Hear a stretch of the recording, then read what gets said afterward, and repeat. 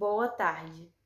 Estudos indicam que a obesidade é causada principalmente pela alimentação inadequada, a ausência de exercícios físicos, predisposição genética, influência dos fatores psicológicos e pelo estilo de vida. A obesidade já é considerada uma epidemia de caráter mundial.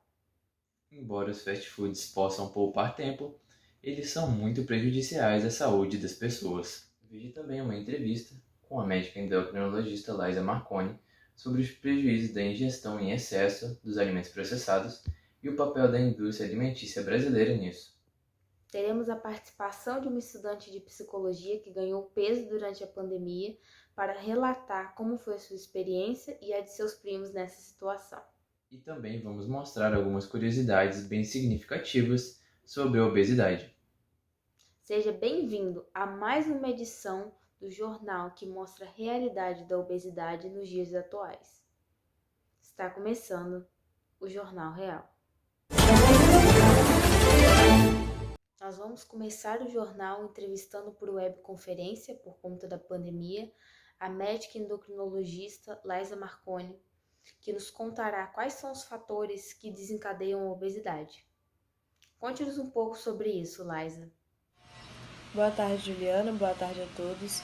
Bom, antes de falar especificamente sobre os fatores que desencadeiam a obesidade, é importante dizer o que é a obesidade, que é uma doença crônica caracterizada pelo excesso no acúmulo de gordura corporal. Então, para manter um peso ideal, é necessário que haja um equilíbrio entre a ingestão de calorias e a energia gasta. Porque quando ocorre uma alta ingestão de calorias e uma baixa atividade energética, o acúmulo de gordura é muito alto. Então, dito isso, eu posso dizer que estudos indicam que as causas mais frequentes da obesidade são a alimentação inadequada, a ausência de atividade física ou até mesmo a ausência associada à predisposição genética. Além disso, também tem a questão da influência dos fatores psicológicos e o lifestyle, que é o famoso estilo de vida contemporâneo, utilizado por pessoas que têm uma vida muito corrida, trabalham muito e acabam por optar por alimentações rápidas e práticas, que muitas das vezes são alimentos pobres nutricionalmente. Obrigada pelo esclarecimento, doutora. Muito obrigada pela sua participação. Logo mais voltaremos com você. Bom, contribuindo com a fala da médica e falando agora sobre a relação entre alimento e obesidade, estudos indicam que a obesidade é uma epidemia de caráter mundial. Existe também um significativo crescimento da sua incidência na população infantil, que acaba se tornando um problema de saúde pública, de acordo com a Organização Mundial da Saúde, a OMS. De fato, e como foi dito pela médica Laisa, o comportamento alimentar inadequado, como o alto consumo de produtos industrializados, associado ao reduzido consumo de frutas, hortaliças e leguminosas, é capaz de fazer com que as pessoas se tornem obesas. Então, isso significa que a ingestão de alimentos não saudáveis em excesso, ela é sim capaz de causar a obesidade. E a vida moderna e a falta de tempo têm feito muitas pessoas se descuidarem de algo que é justamente essencial para a manutenção da saúde, a alimentação saudável. Uma alimentação rica em gorduras e açúcares e pobre em vitaminas, proteínas e minerais pode ter consequências desastrosas na vida das pessoas.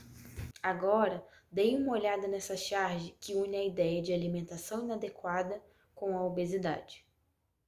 Nela, dá para perceber nitidamente a relação entre a alimentação inadequada do homem obeso, por meio do texto não verbal, que é a imagem do hambúrguer, com a obesidade do homem ao ver a sua gordura corporal, também pelo texto não verbal.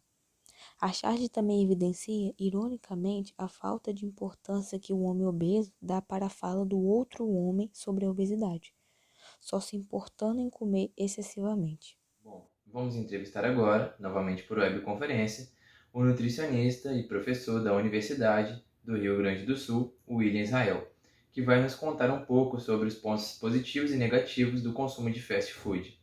William, você poderia começar falando dos pontos positivos, por favor? Ei, João Vitor, boa tarde a todos, pessoal. Bom, posso falar assim. Então, o fast food, a tradução de fast food para o português, significa comida rápida. Como você pediu para eu falar sobre os pontos positivos, esse tipo de alimento não contém muitos pontos positivos. A maioria deles, muitos deles são pontos negativos. Mas como você pediu, esse tipo de alimento, né, ele nos poupa tempo e energia, porque são comidas rápidas que não demandam muito tempo para fazer, então a gente economiza energia e tempo. Esse tipo de alimento, ele é viável para os dias que a gente trabalha muito, né, uma rotina muito cheia, a gente trabalha muito e está muito cansado para fazer alguma comida, alguma refeição mais saudável. É, ou a gente quer dar uma mudada no cardápio, ou no final de semana específico a gente sai, come algum hambúrguer com os amigos. São opções viáveis a essas situações, mas não é recomendável o consumo desses alimentos frequentemente. Certo. E será que você poderia nos dizer agora os pontos negativos do consumo de fast food, William, por favor? Claro, posso sim. Então, falando agora sobre os pontos negativos, os especialistas da área da saúde apontam relação direta entre o consumo de fast food a problemas sérios de saúde. Esses problemas, os principais problemas, são apontados a obesidade, diabetes e problemas cardiovasculares, que são os problemas de coração. Por que isso acontece? Os alimentos fast food são extremamente calóricos, riquíssimos em gorduras saturadas, gorduras hidrogenadas, que são a gordura trans, riquíssimos em açúcares e sódio. Então, uma das desvantagens, talvez a maior desvantagem de todas, é o prejuízo que esses alimentos têm à saúde. Se o indivíduo consumir isso exageradamente, pode acarretar um prejuízo extremo à saúde, ocasionando principalmente a obesidade. Nossa, e muita gente não sabe desses malefícios. Mas, William, para finalizar esse assunto, será que você poderia dizer especificamente o que acontece com a pessoa uma hora após ela ingerir os fast foods? Posso explicar para vocês sim. Eu vou explicar em etapas porque fica mais fácil o entendimento. É, Passados 10 minutos após a ingestão do alimento, acontece a euforia. Por quê?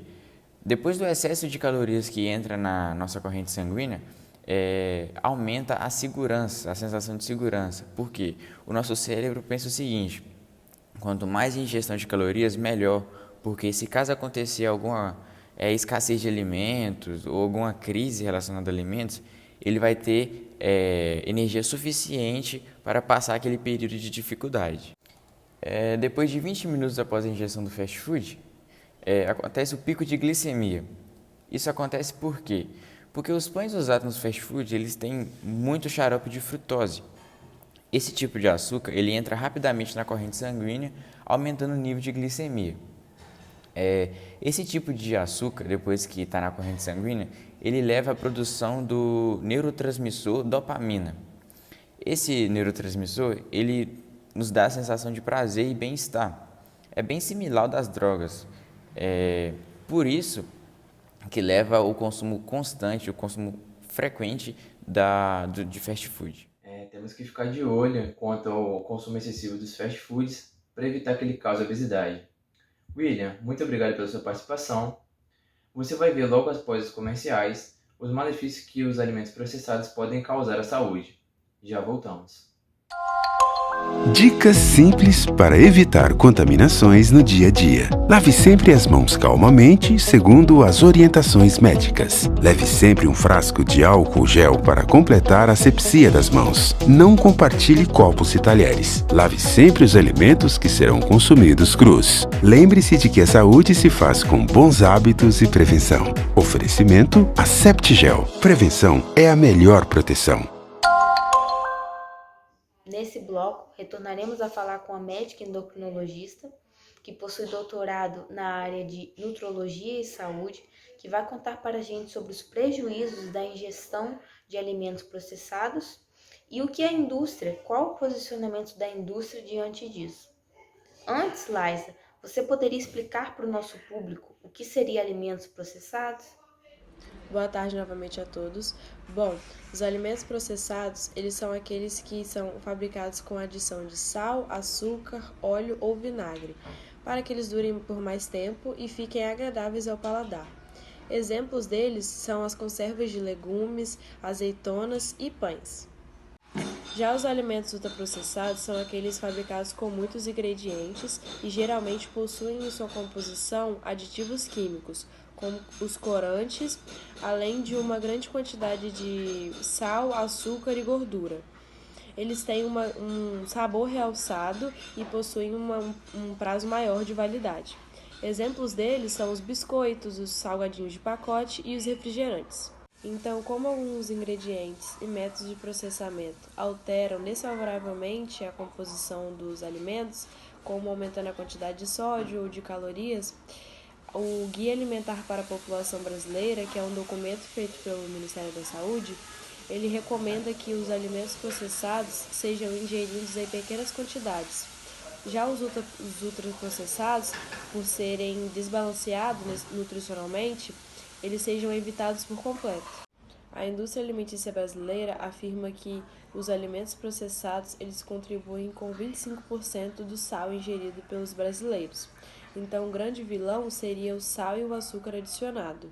A justificativa usada pelas indústrias é que a diferença das técnicas utilizadas para a fabricação não influenciam na qualidade dos produtos, que são aprovadas pelas agências reguladoras.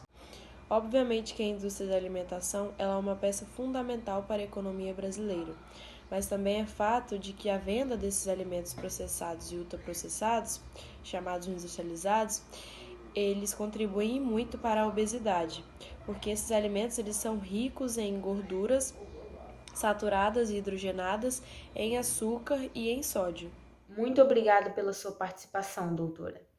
Agora vamos ver o caso de uma estudante de psicologia que acabou ganhando peso durante a pandemia e que tem familiares que também ganharam peso por conta de fatores psicológicos. Rafaela Falcão, conta mais sobre isso pra gente.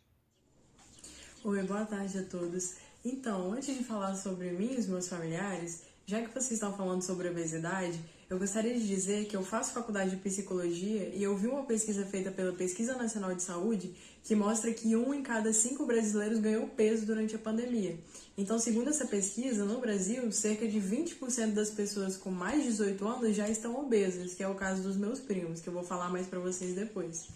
E várias outras pesquisas também mostraram que a pandemia do coronavírus realmente complica a situação da obesidade, porque ela leva a população a ficar isolada, sem praticar atividade física e ficar só comendo. Mas enfim, falando sobre mim, eu faço parte do grupo de pessoas que ganhou peso durante a pandemia, porque eu tô pesando uns 2 quilos a mais do que eu estava pesando antes do isolamento. E eu queria falar também de alguns primos meus que tiveram problemas muito maiores. Eles tiveram sintomas psicológicos como ansiedade e depressão que fizeram com que eles tivessem compulsão alimentar. Então isso impactou diretamente nos hábitos alimentares deles. E eu, como estudante de psicologia, vejo isso muito claramente. Então, os meus 2 primos, o Lucas e o Matheus, passaram a comer muitos alimentos ricos em açúcares e gorduras nessa pandemia. E esses fatores associados ao fato de que eles só ficam em casa, né, que seria o sedentarismo, favoreceram o ganho de peso deles e eles acabaram ficando obesos. Mas eu posso dizer que eles já começaram o tratamento com uma nutricionista que está ajudando eles a voltar a ter o peso ideal. Obrigado pela participação, Rafaela. Boa sorte na sua caminhada e na de sua família. Agora nós vamos falar algumas curiosidades sobre a obesidade para vocês. Bom, os estudos indicam que as embalagens de fast food prejudicam a saúde. Elas podem aumentar o risco de câncer. Isso acontece principalmente devido ao alto teor de gordura trans e substâncias químicas como fitalato, que são substâncias que já foram associadas a asma, a diabetes do tipo 2, câncer de mama, problemas de infertilidade, dentre outros. O Jornal Real vai ficando por aqui. E você pode rever nossa reportagem quantas vezes quiser pelo site www.jornalreal.com.br. Uma boa tarde a todos e até amanhã. Uma boa tarde e até amanhã.